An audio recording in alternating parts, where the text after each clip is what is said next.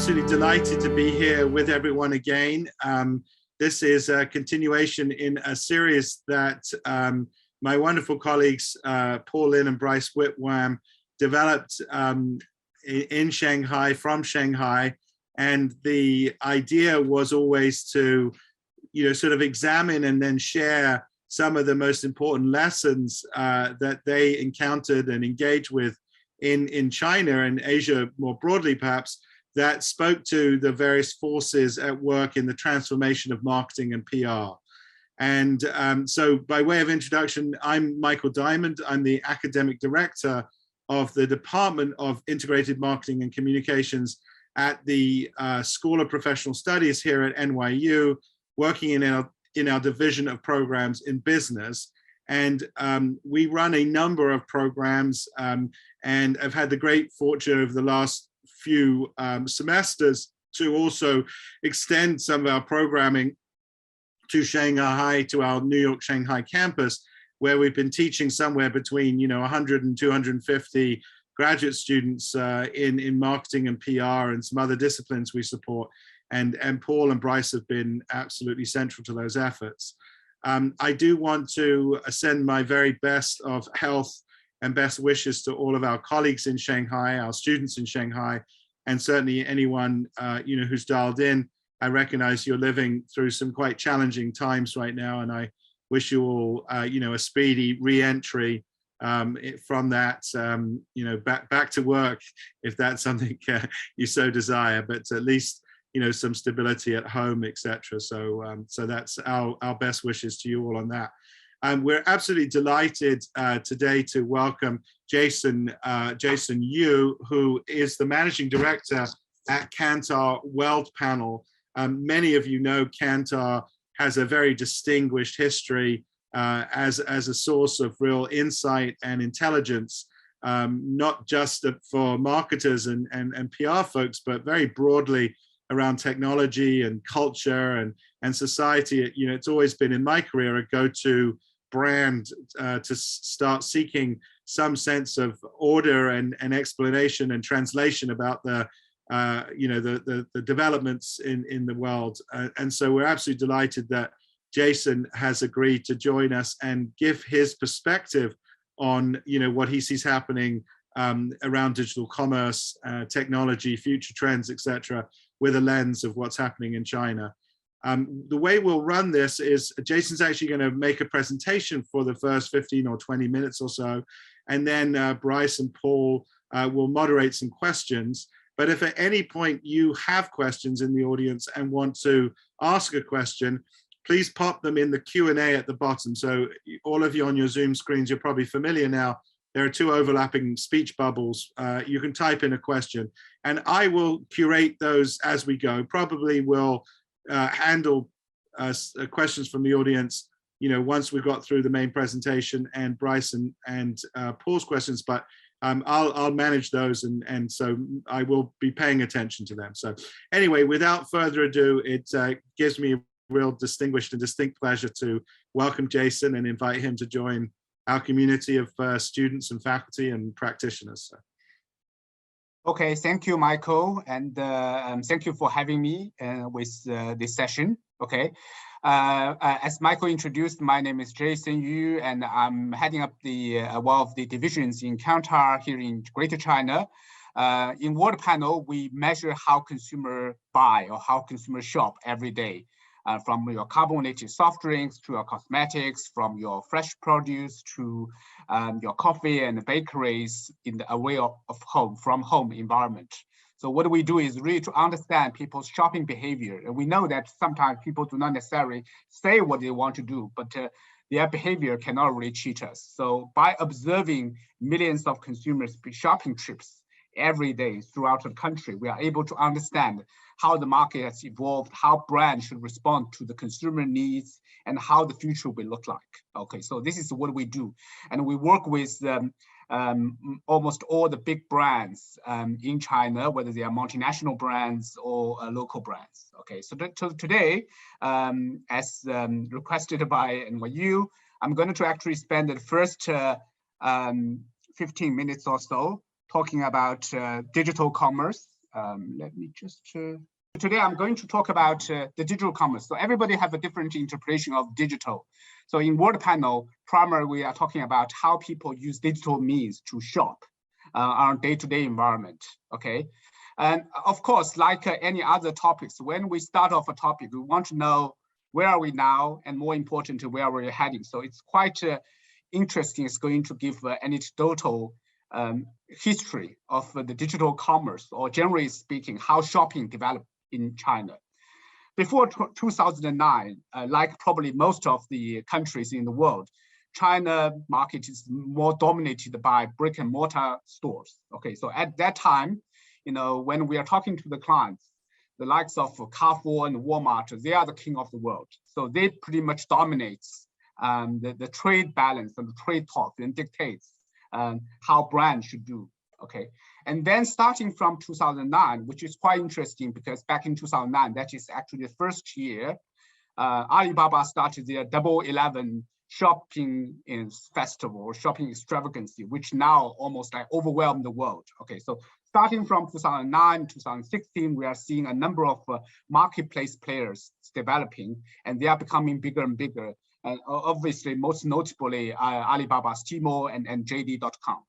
And then in 2016 to 2019, we saw a couple of new innovation coming to the market, and one particularly labeled as new retail, so which is actually the Hema store, which belongs to Alibaba, which actually start advocating the full seamless online-offline integration. So they have offline infrastructure, but they very much like everything, run everything fully digitalized way. So you can't even pay with cash in those stores, and everything is delivered to your doorsteps within 30 minutes. Okay, and also social media start to actually take off, and we are seeing a lot of commerce developed around social media, WeChat especially.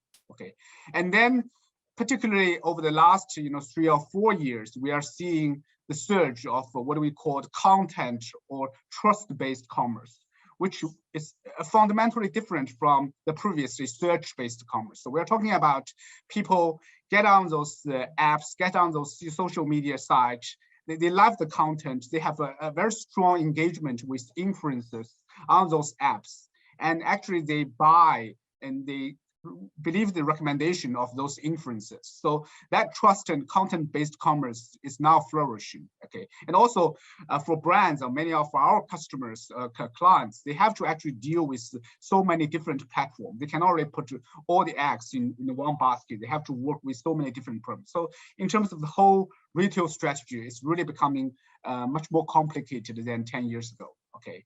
So the next slide is giving you a contrast of the traditional awareness, consideration, purchase, path to purchase journal that everybody talked about in a classic marketing book to today.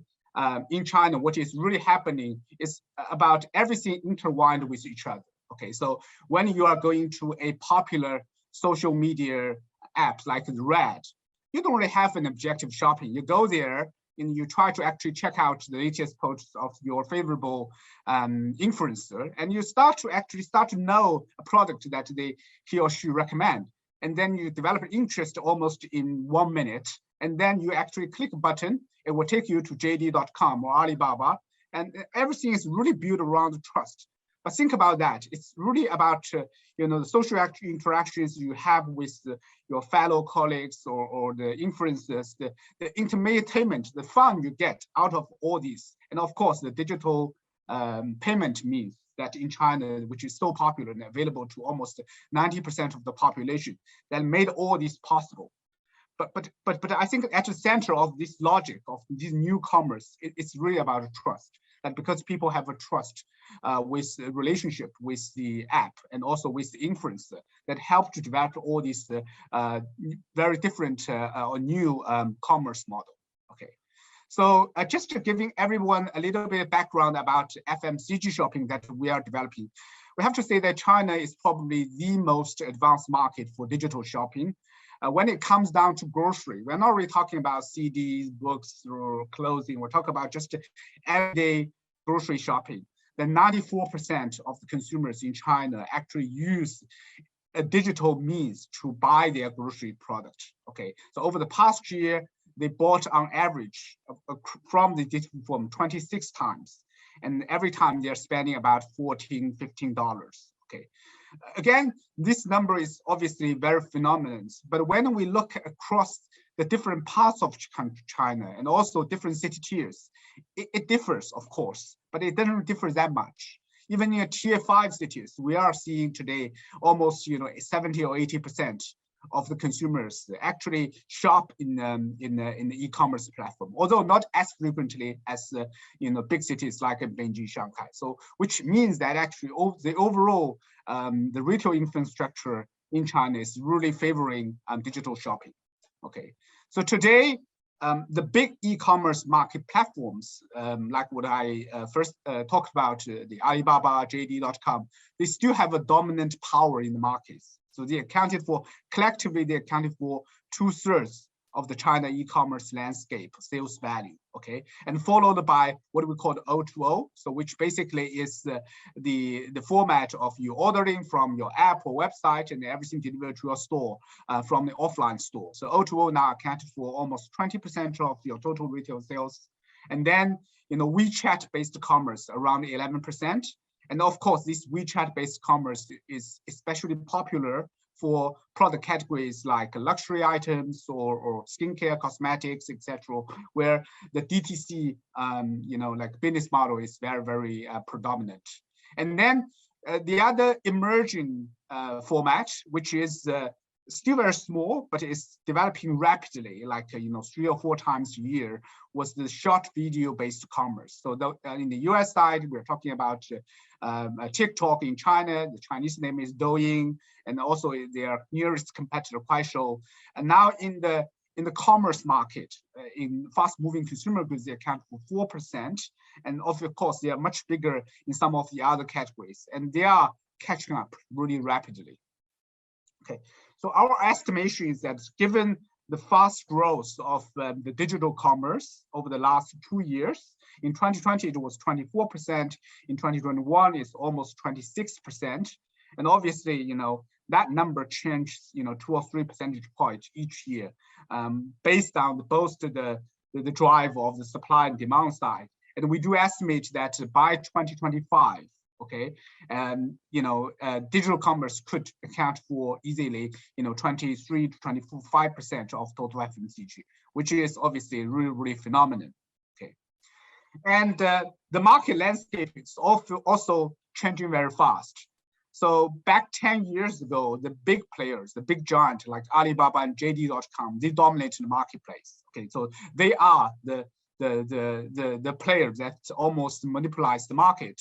And today, these 2 big players still accounted for, 54% of the market, okay? But their power is weakened, okay? So on the right-hand side of this slide, you are seeing some interesting logos, okay? Pinduoduo, for example, is a very interesting player that is coming up over the last 5 years. And they are already catching up as the second biggest players in terms of the people who shop in Pinduoduo in terms of GMV. And then you have the likes of Douyin and Kuaishou, which is equivalent of TikTok in the other parts of the world, and they are doing really, really well. And they take off based on people's the interest and frequent usage of the short video apps. And then we are seeing a host of players who are riding on the waves of convenience shopping, the JD, Daojia, or Meituan, etc. So they are the main O2O players, and they are also developing very, very fast and taking up quite a big slice of the marketing budget. So the retail landscape or digital commerce landscape in China is really rapidly diversifying. Okay, so over the next 5 or 6 minutes or so, I'm going to talk about some of those key players here. Okay. So first of all, one is Pinduoduo. Okay, so Pinduoduo is really, really interesting player. So as I always say that Pinduoduo we probably don't really have that equivalent in the Western e-commerce world, and in the physical retail world, you probably have the pound shop or dollar shop that or 99-cent stores that sell based on value. Okay, to the underserved consumers. Pinduoduo is kind of the equivalent in the digital world, but on the other hand, it is not purely about price. It is, obviously a app that consumer can go there, get the best bargain. But on the other hand, it's really also, riding on the back of the connections that this person have in their address book, in their phone book. Okay, so Pinduoduo give you recommendation of who else out of your contacts list are also on Pinduoduo and what they are doing there, and also the trust that developed based on all this sense of community or neighborhood. Okay, and you can buy alongside the playing of the game. So they have a thing called Dodo Farm or Dodo Fruit Garden, where you play games, and all the bonus you can get can be subsidized into your shopping trips. And based on one of the Kantar study, Kantar Brand Z study, that we saw that Pinduoduo compared with other major e-commerce platforms, they are featuring more in the sense of discovery and entertainment.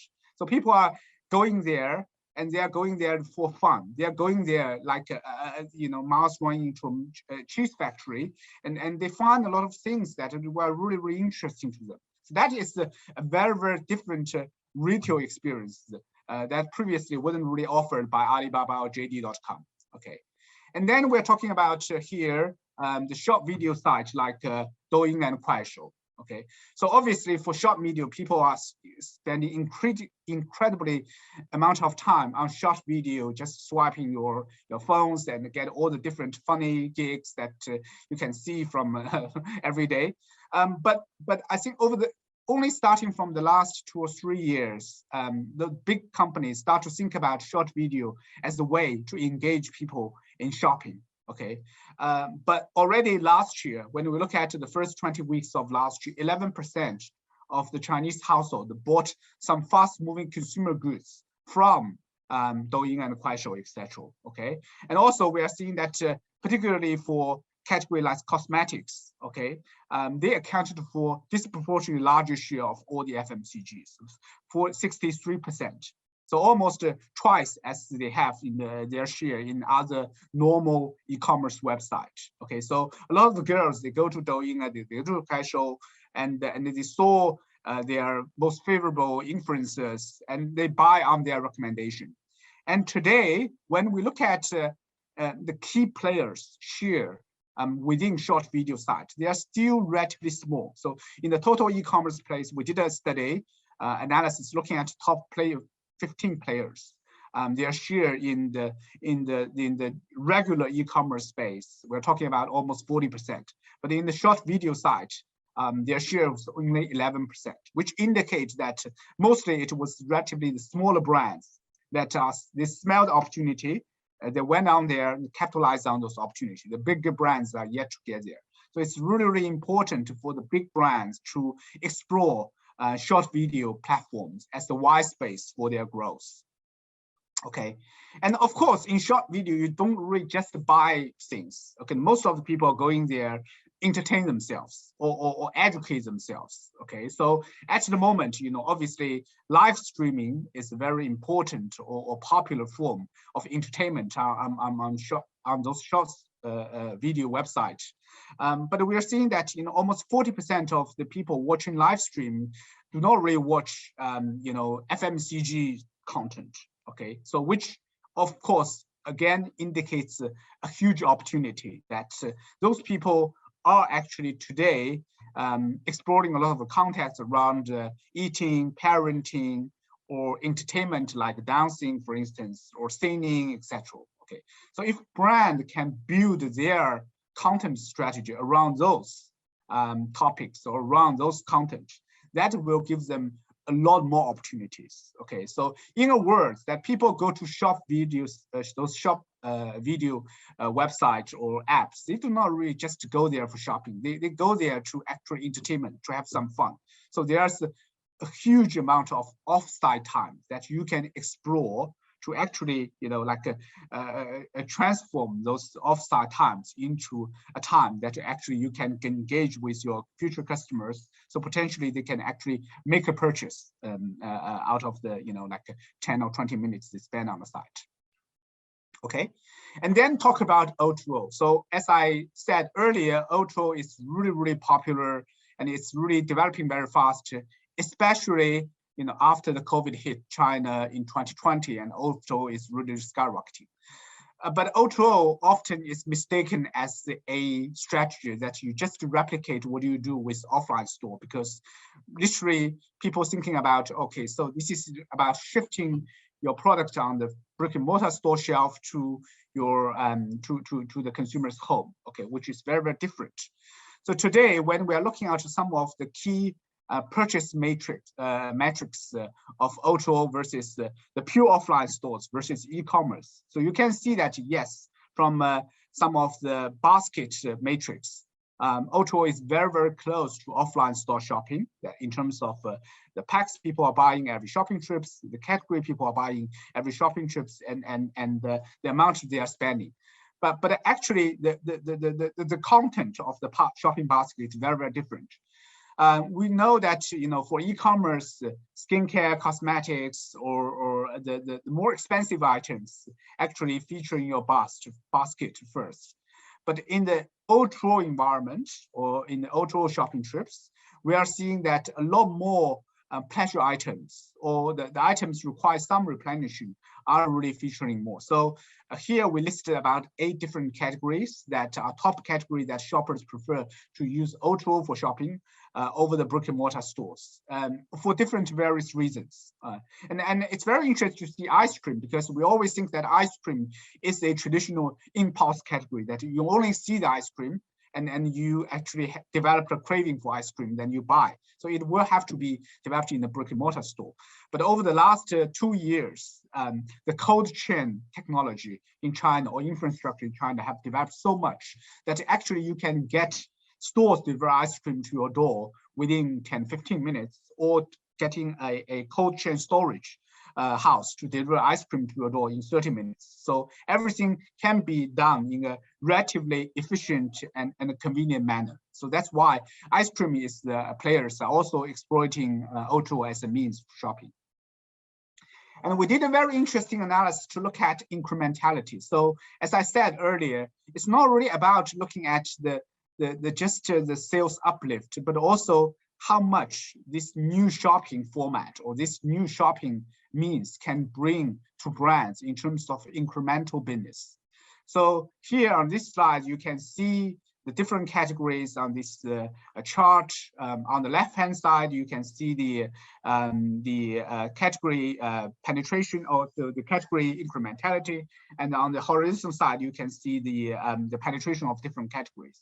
And you could be very intrigued to see that for a couple of categories like chocolate or carbonated soft drinks or biscuits, actually O2O brings a lot more incrementality. So it's not just about the impulse shopping. O2O are able to actually generate some new shopping occasions that even when people today, they are sitting at home, they can think about, okay, I want to actually mix a drink, with the alcohol. So they actually start to actually place order of a few cans of soda or carbonated soft drinks. So that is what we call the incremental business opportunities that brands can take from just stocking their product up in the brick and mortar stores. Okay, so a lot of companies are now working with Kantar to explore their category incrementality so that they can understand the additional business opportunity that they can explore.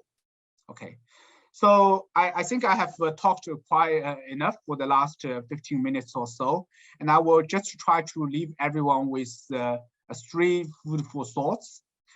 First of all, when we are looking at China versus the rest of the market, obviously the digital commerce markets are developing very fast, and the full e-commerce space is very sophisticated.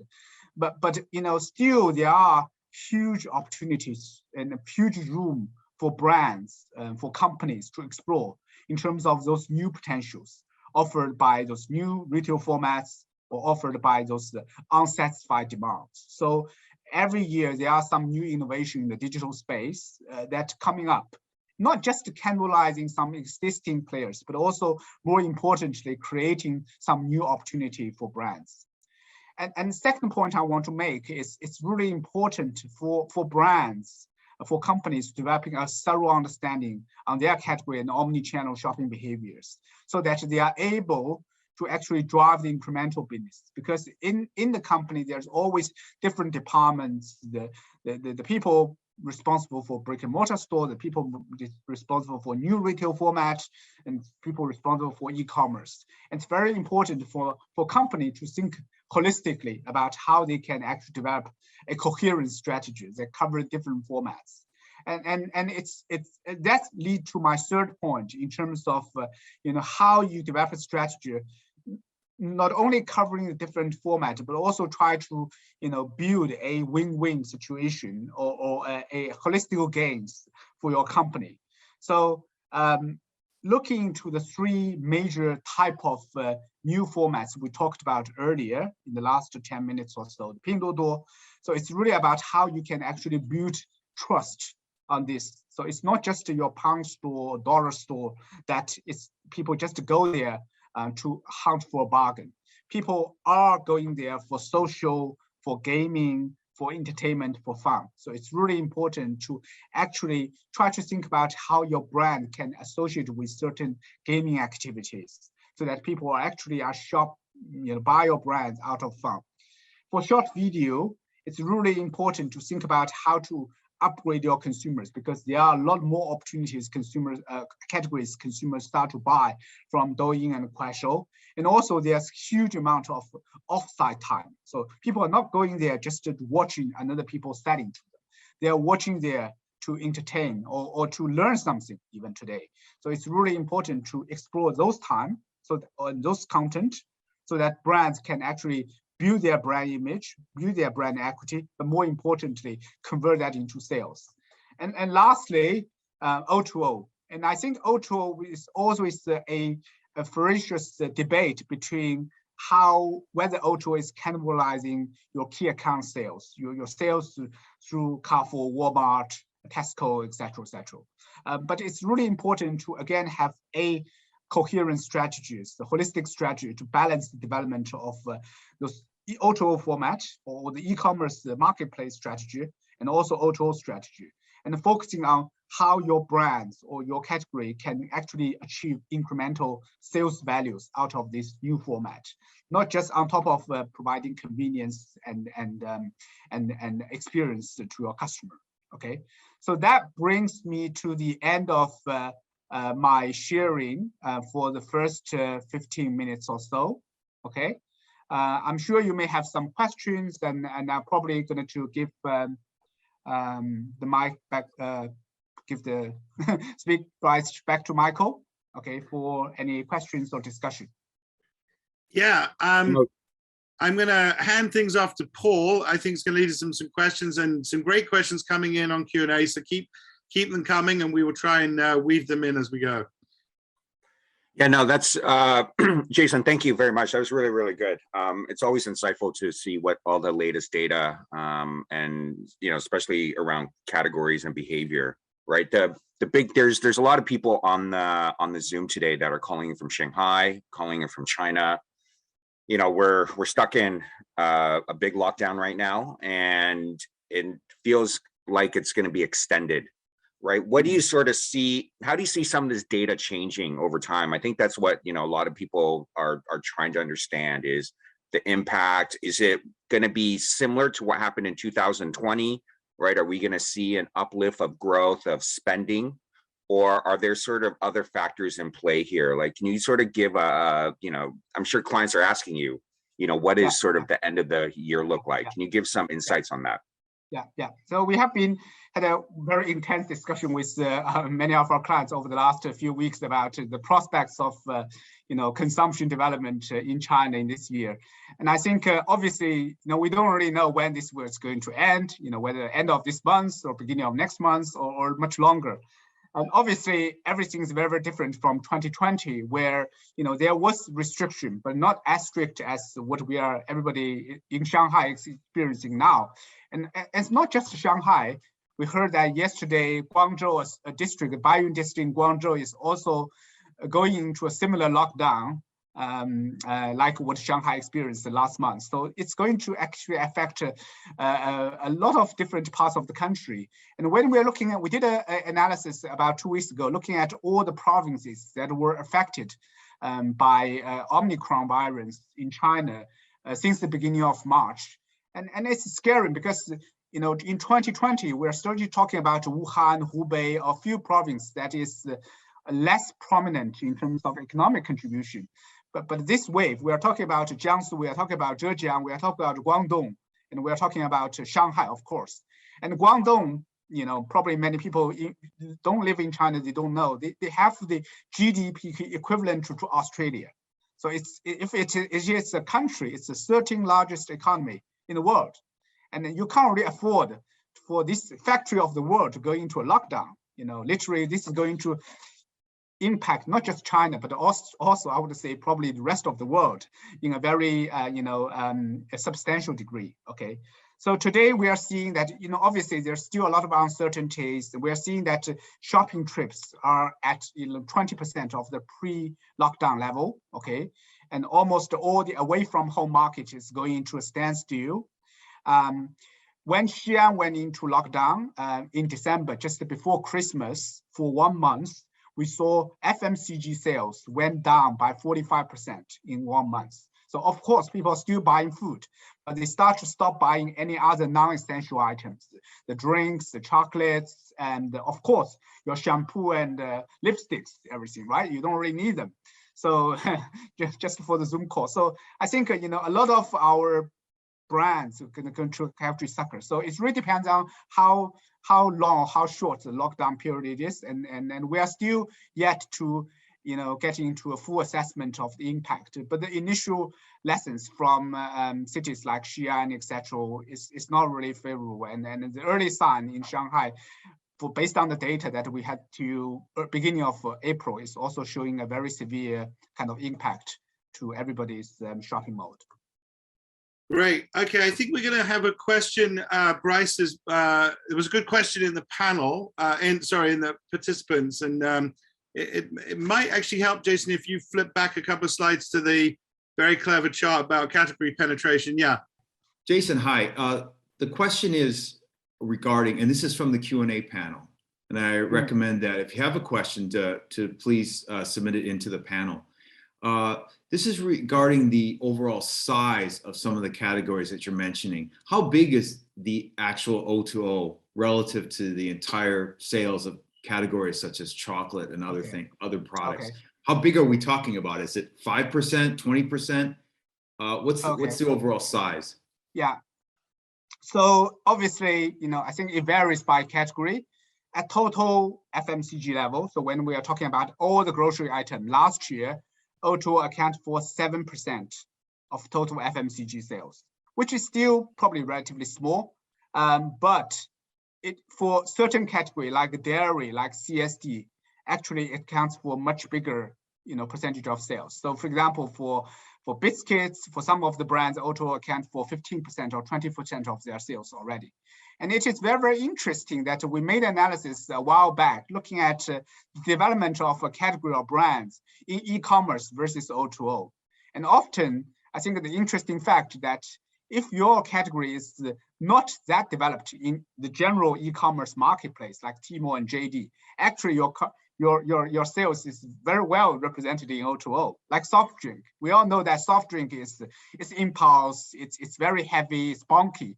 Logistically, it's not really wise to ship soft drinks to a doorstep, right? Because actually delivery cost is very expensive, logistic. And in beer, it's the same. If it's a bottle of beer, it gets broken. But for O2O, it's much more convenient. So especially for some of the soft drink and dairy items that are less developed in the traditional e-commerce space, they are much more developed in O2O, and which I think is a very interesting opportunity for a lot of the brands to explore. I'm intrigued just to build on that, Jason. And you know, this is a fascinating slide to a data-driven person. This is a feast. This is a novel, this slide, Jason. So thank you so much. But I'm fascinated. Do you think some of what you're seeing here is that the demographics of those who use O2O have some correlation to the categories being bought. Yes, does that make sense? So how much of this do you feel is a sort of broader systemic thing versus, you're seeing the kind of increment to the category because it's a different audience that's comfortable on O2O? Yeah, thank you, Michael. I think that was a really great question.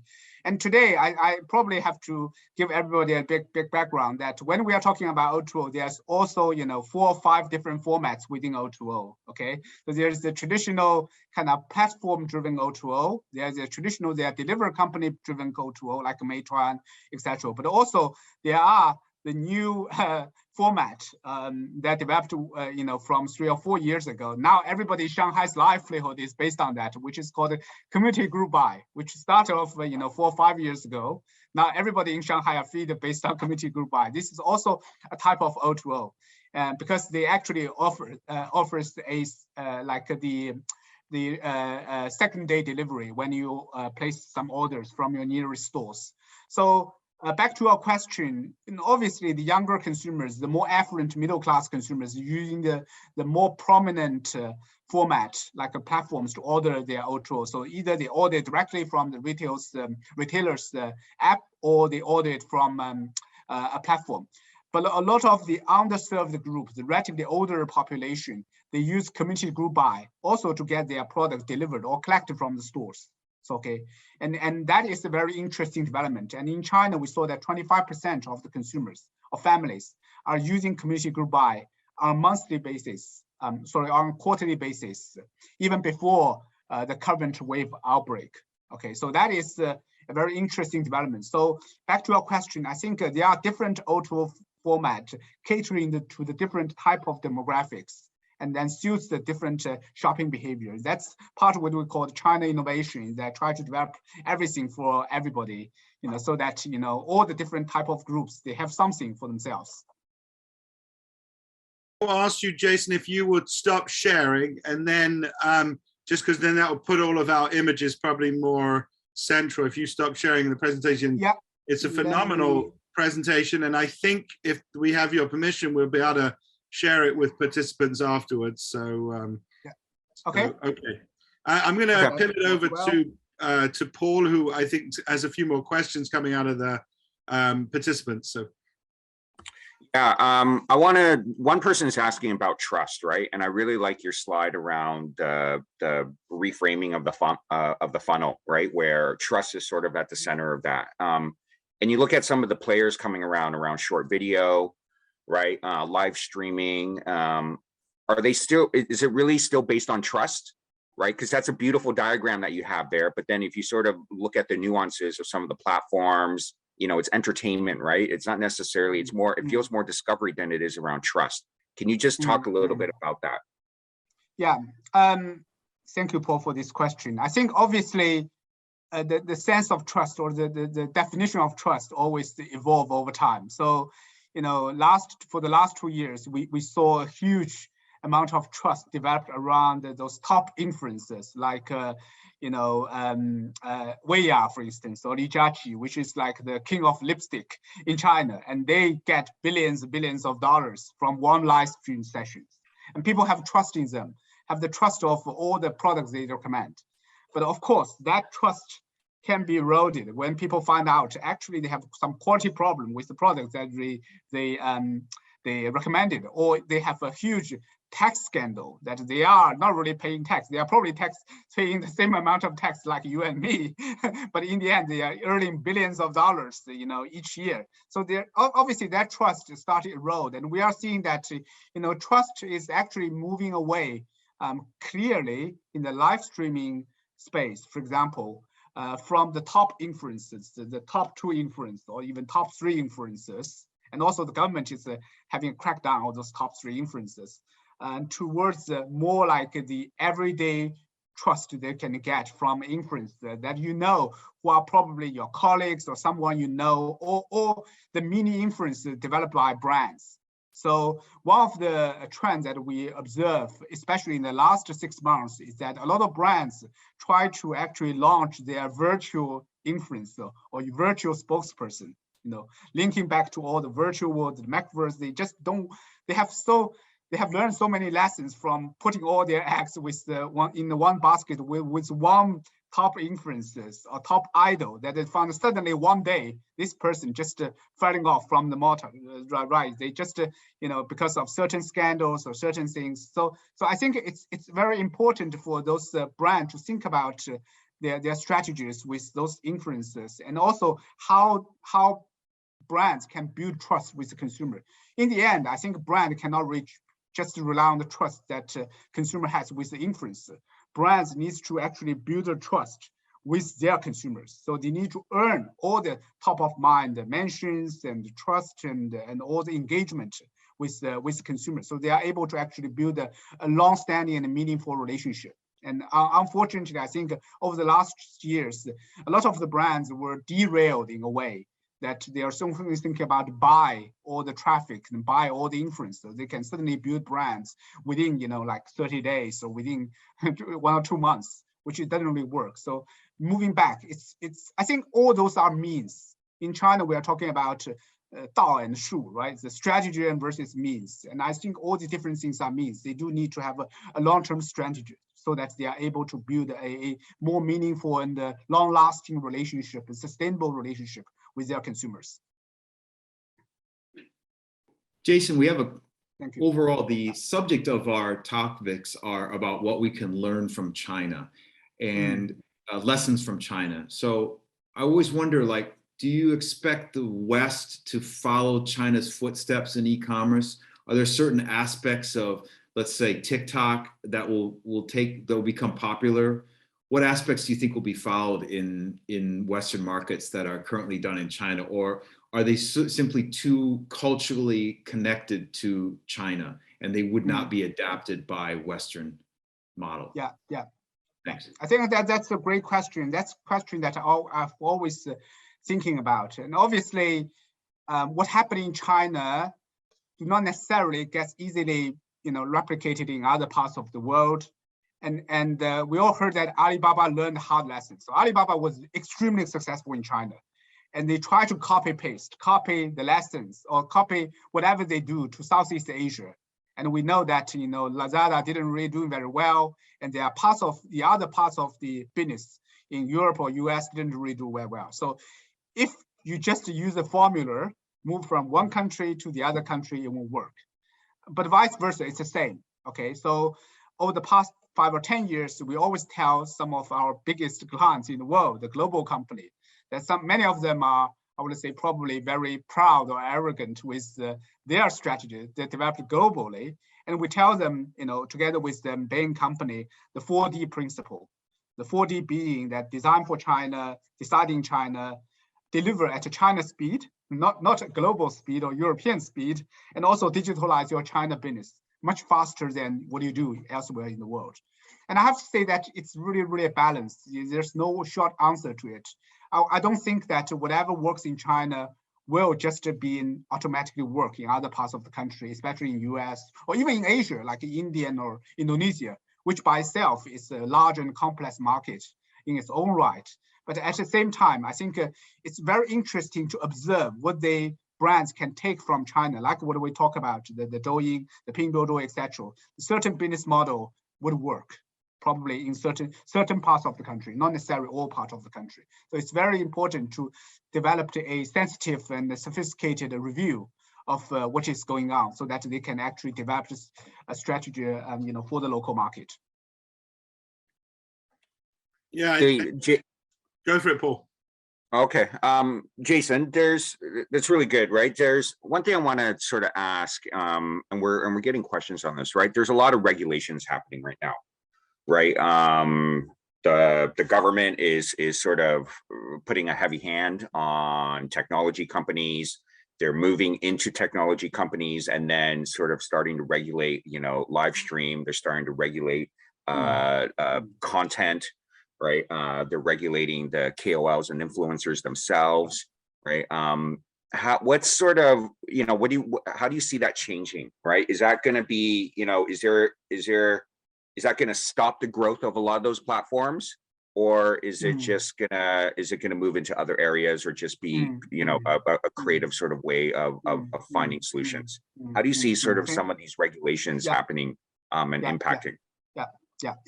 Thank you, Paul. I think, well, in short answer, we do observe that even within the FMCG space, the growth of e-commerce is slowing down. Okay, from about 30 or 40% a cake over the last 5 years to only 15% last year. And we all know that even for Singles Day, they extended to 1 month, but actually the growth was much slower than before. Okay, so definitely I think the growth of those digital players are slowing down, not only because of the regulatory changes. Of course, that is one of the reasons, but also a lot of host of other reasons in terms of how well they can actually further grow.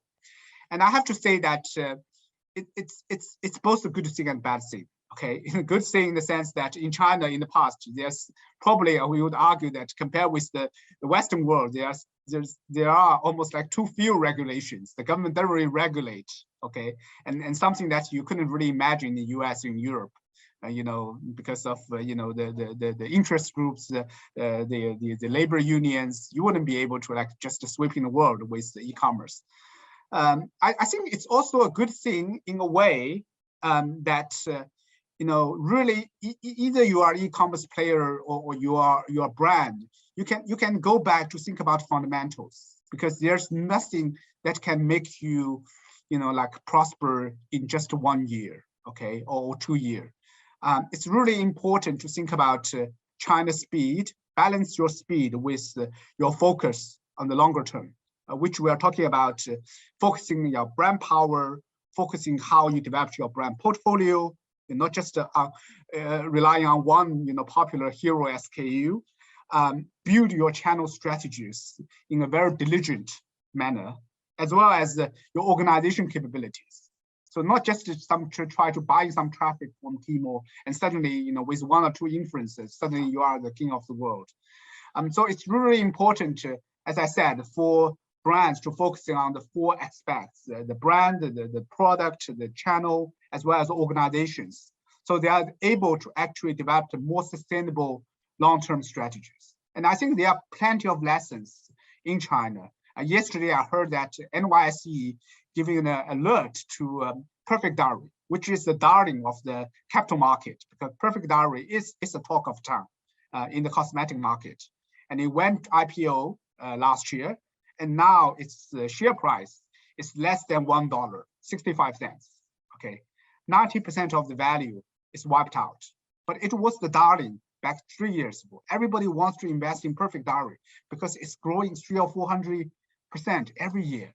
Okay, so again, I think it's really about to balance your speed, slow versus fast, and scale versus efficiency, the short term versus long term, so that all the business in China can develop in a sustainable manner. I wonder, Jason, if we can turn a little bit to the future. So ask you to look into the crystal ball a little bit, or at least, help us think through what some of the new technologies and the new advances are, and how you perhaps see them showing up. So we are quite interested at the school in the metaverse and the impact the metaverse will have more broadly. And we're privileged at the school to have people who are experts in the future of work, and experts in climate science, and experts in cultural artifacts, as well as marketing and PR, of course. And so we think about these things quite broadly, but how is that discussion playing out in China? And what sorts of specific moves do you see people making, or interesting things we might just want to pay attention to? Well, I'm probably not an expert in metaverse. I'll probably rely on Paul and Bryce to comment further on that. And certainly, as I mentioned earlier, that that is the a space that a lot of our brands are interested in.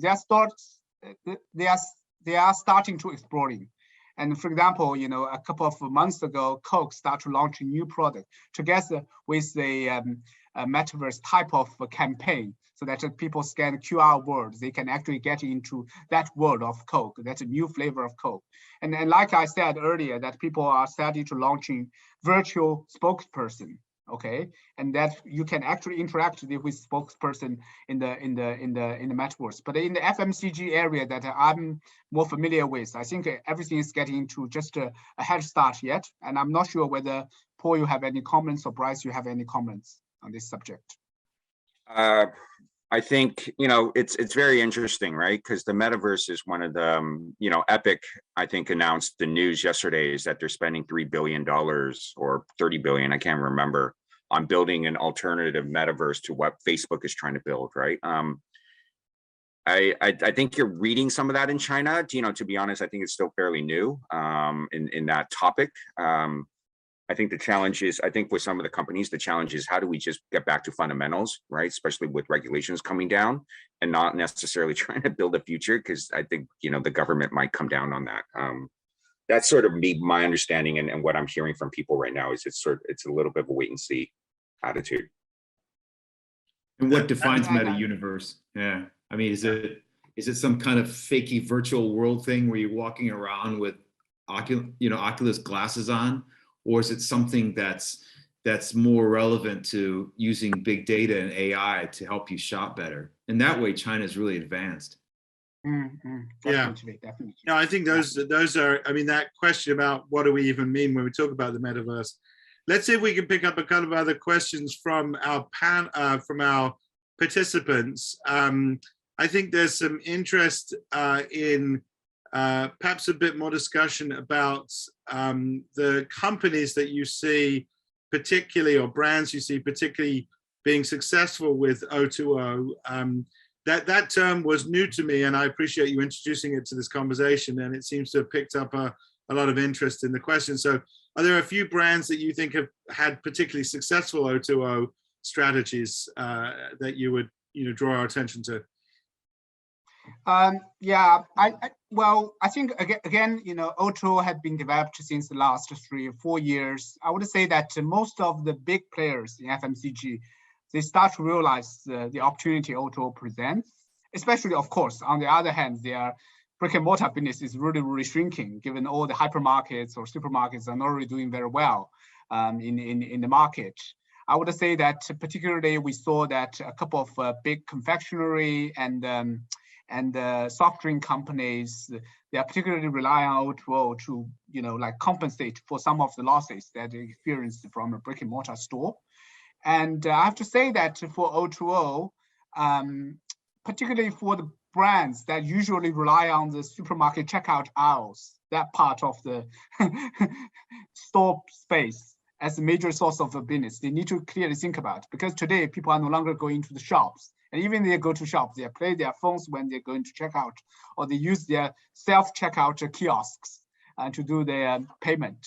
So if you are a brand like chewing gum players or the small mini chocolate bar players that traditionally you stock your product in the checkout centers and rely on people to pick up a few of your items when they are actually queuing, and it's really important for you to think about another different strategies, like relying on O2O to actually get into those new shopping moments.